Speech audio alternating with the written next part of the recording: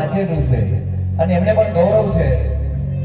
એટલે એવા અમારા દિલીપભાઈ પટેલ, અમારા મામાને વિનંતી સ્ટેજ પર પધારો. આવો મામા, વગાડો વગાડો.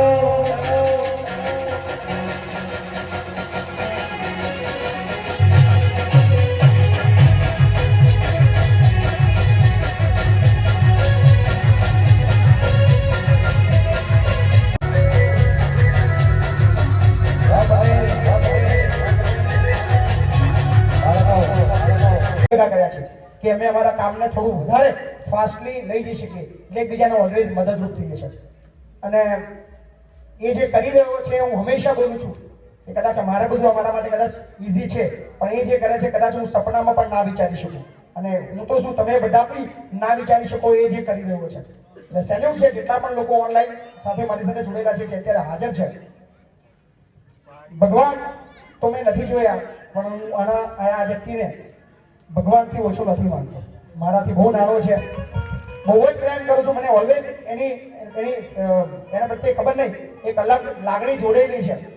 અને મને આનંદ એ વાતનો છે કે ભગવાન મારું પોપટ આહિર માટે એકવાર જોરદાર તાલી થઈ જાય. અહીંયા 1000 બાળકો છે અને એના ઓછામાં ઓછા 500 થી 1000 એવું કહેવાય કે જે રસ્તે રજડતા હોય, કોઈનો માં ના હોય. જય Shri Krishna. Thank you so much. જો કે બાપુએ જે રીતે વાત કરી, હું કશું જ છું નહીં, કાંઈ માત્ર ને માત્ર પેલું કહેવાય ને કે એ મને શીખવાડે છે ને જે હું જાણું છું કદાચ હું એમને શીખવાડું છું, પણ હું કશું કરતો નથી.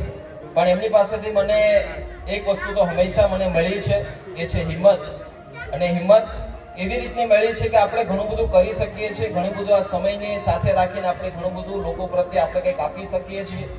સોશિયલ મીડિયાની સાથે ઘણા વર્ષોથી સંકળાયેલા છીએ, પણ એના પાછું નવું સોપાનની એમને શરૂઆત કરી. એમની અંદર જે રહેલી ધગજ, એમની પૂરી ટીમ જે રીતે કામ કરી રહી છે, મને એમ લાગે છે કે બુલેટ ટ્રેનથી પણ વધારે સ્પીડમાં બાપુ સમાજ કલ્યાણ માટે કંઈક ને કંઈક એમના વિચારો લોક ઉપયોગી થાય એ માટે ખૂબ એટલે ખૂબ લોક સહયોગથી અને કંઈક ને કંઈક લોકોને વધારે ઉપયોગી બની શકે એવા લોકો કે જેમને આપણે કંઈક ને કંઈક શું કહીએ છીએ કે સમાજથી આપણે દૂર ભગાડી રહ્યા છીએ.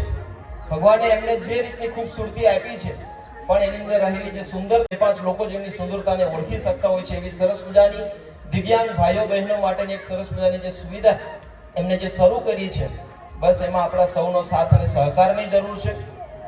ભલે એ લોકો આ સમાજની અંદર પોતાનું જીવન ગુજારી રહ્યા છે, કંઈક ને કંઈક પોતાના પગ ઉપર ઊભા નથી રહી શકતા, પણ બાપુ જેવા લોકોનો જો સહકાર મળી જતો હોય તો એમને હજાર નહીં પણ લાખો કરોડો લોકોના પગો એમને સમર્પિત હોતા હોય છે. પોતાની જાતને પોતે કમજોર સમજે, પણ એમની કમજોરીને પોતે તાકાત બનાવીને જો આગળ ચાલે પ્રાપ્ત કરી શકે છે.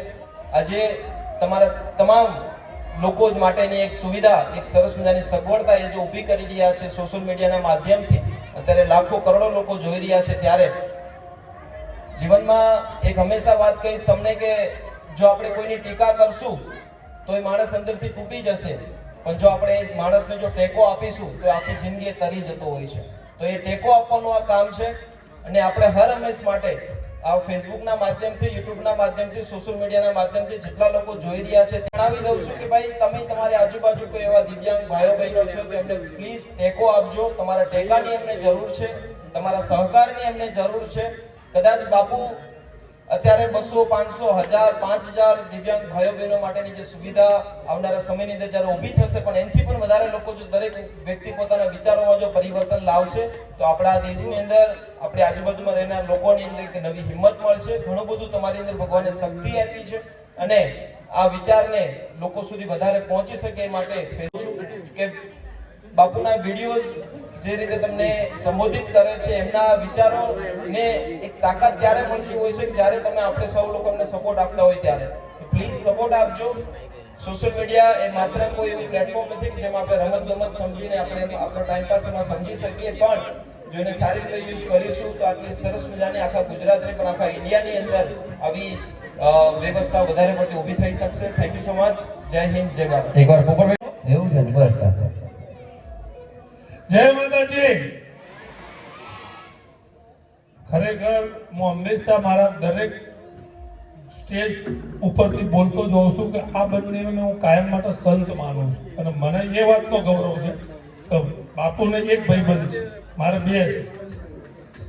એક નહીં બે ભાઈબંધ છે મારા કે જેને હું હંમેશા એવું કહું છું, કપડાં કોઈ પણ પહેરે આ લોકો સંત છે એની એક સાદું ઉદાહરણ આપું કે પોપટભાઈ બાપુને ત્યાં આવવા માટે નીકળ્યા ને તો એ રસ્તામાંથી પ્રભુજી લઈને આવ્યા, જો ગાડીમાં બેઠા જોવાય જોઈ લે. એને એની કર્મથી મોટું ક્યાંય નથી માન્યું. પ્રોગ્રામમાં લેટ પહોંચાય તો ચાલ, ગાડી લઈને તો લગ્નમાં જતા હોય તો એને સાઈડ પર મૂકી પહેલા એનું પાળવાનું કરવાનું. આ એમની જે કર્મ પ્રત્યેની એમની જે કર્તવ્ય છે ને એમાંથી ક્યારેય પાછા નહીં પડતા. હાલ મેં જોયું ગાડીમાં, મેં કીધું આ પ્રભુજીને હારે લેતા મને ત્યાં રસ્તામાંથી રેસ્ક્યુ કરતો આવ્યો. એટલે આ લોકો અને આ માણસને બ્રેક નહીં વાત કરી, વૃદ્ધાશ્રમ બન્યો એટલે મને એમ કે હવે પૂરું થઈ ગયું. ત્યાં કે હું વિકલાંગ આશ્રમ બનાવું છું એટલે આપણને તેમ થયું બાકી હતું એ પૂરું થઈ ગયું. ત્યાં પાછો નવો વિચાર લાવ્યો કે હવે મારે હોસ્પિટલ બનાવ્યું છે. આ માણસને બ્રેક જ નહીં, પણ એ બ્રેક વગરની જે ગાડી રહી ને એ કેટલા લોકોના આશીર્વાદ ને કેટલા લોકોની દુઆ ભેગી કરે છે ને કે એનું કઈ માપ જ નહીં. ત્યારે એક મંદિર મોટું બને ને આસ્થાનું કેન્દ્ર છે, પરંતુ એ મંદિરમાંથી બહાર 5-25 ભિખારી ઊભા થઈ શકે અને આ મંદિરમાં 5-25 માણસોની જિંદગી બદલાઈ શકે. આટલો ફેર છે એટલે હું આના મંદિર જ કહું છું. અને જે આ મહિપતસિંહ બાપુ અને પોપટભાઈ આહિર, જલ્પાબેન કે મિત્તલબેન કરી રહ્યા છે એ આજના યુગના સંતો છે. જ્યાં પણ તમારાથી જે પણ રીતે મદદ થતી હોય તન મન ધનથી તો કરતા રહેજો. કદાચ કર્મના ભગવાને કીધું છે કે હું કરેલું ક્યારેય ફોગટ જવા નથી દેતો. આજ નહીં તો કાલ એનું ફળ હું તમને આપ્યા વગર એ કર્મ જંપતું નથી. તો એ કર્મના સિદ્ધાંત પ્રમાણે કોઈ સારા વ્યક્તિની બાજુમાં બેસવાથી પણ તમારો ઉદ્ધાર થાય. અને બાપુનો નિયમ કેવો છે? પેલા પ્લુટો જેવો છે. બાપુ પ્લુટોને પહેલા આપણે ગ્રહ ગણતા હતા. 5-10 વર્ષ પહેલા બધા વૈજ્ઞાનિકો ભેગા થયા અને એમને નક્કી કર્યું કે પ્લુટો ગ્રહમાંથી અને પ્લુટોને ગ્રહની શ્રેણીમાંથી બહાર મૂકી દીધો. પ્લુટોનો કાંઈ ફેર નથી પડતો. એ તો લાખો કિલોમીટર નીચે મને પ્લુટો મને ગ્રહમાંથી બહાર મૂક્યો તો હું રિહાઈ ગયો. હવે મારા ગ્રહ નથી રહેવું. પ્લુટો એ વિચારતો નહીં કે નીચેવાળા મારા માટે હું વિચારે છે. તો એ જ એના કર્મના સિદ્ધાંત પ્રમાણે એની ગતિમાં એના એ જ પરિભ્રમણ સૂર્યનું કરી રહ્યો છે. બાપુ સેમ આ બે એક છે. તમે એમના વિશે ખરાબ બોલો ને તો મેં ક્યારે એવું નહીં જોયું કે એમને કોમેન્ટમાં હાબો જવાબ આપ્યો.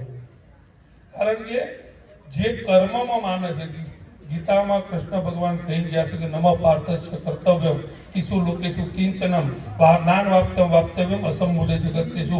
આ જગતનો હું માલિક છું, 3 લોક મારા ઈશારાથી ચાલે છે ને છતાં હું કર્મથી બંધાયેલો છું એવું કૃષ્ણ ભગવાને ગીતામાં કીધું છે. કર્મમાંથી ના છૂટતો હોય તો આપણે તો માણસ છીએ, આપણે કર્મમાંથી ક્યાંથી છૂટી શકવાના છીએ? તો સારા કર્મ કરવા વાળી વ્યક્તિની બાજુમાં રહેવું ને.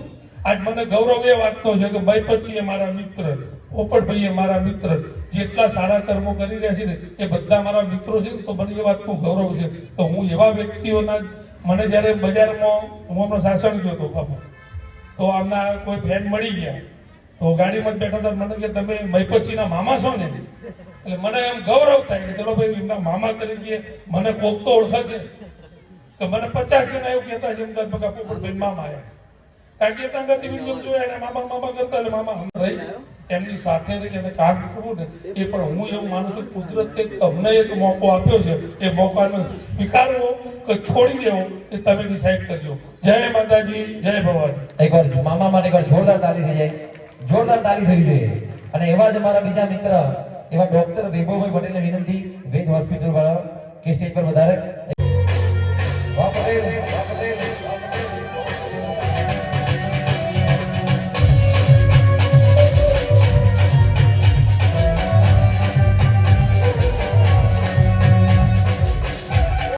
ફોટો લેવાનો છે.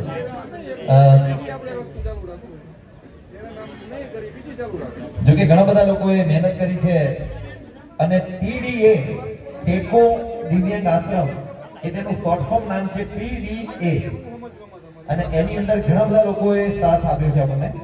સર્વ સમાજ સેનાનો ખૂબ ખૂબ આભાર, સર્વ સમાજ સેના ગુજરાત પરિવાર તરફનો ખૂબ ખૂબ આભાર તથા TDA પરિવારનો ખૂબ ખૂબ આભાર. રાકેશ પટેલ, ભરતસિંહ વાઘેલા, નરેન્દ્રભાઈ પટેલ, કુલદીપસિંહ રાવલ, અમિતભાઈ સુથાર, અનિલભાઈ પટેલ, વૈશાલી નાયક, જયા પટેલ, મનીષાબેન સુથાર, આ દરેકનો ખૂબ ખૂબ આભાર. આવી ગયા બધા? ઓકે શક્ય હોય આપણે બધાને બોલાયા છે, જેનાથી નથી હોય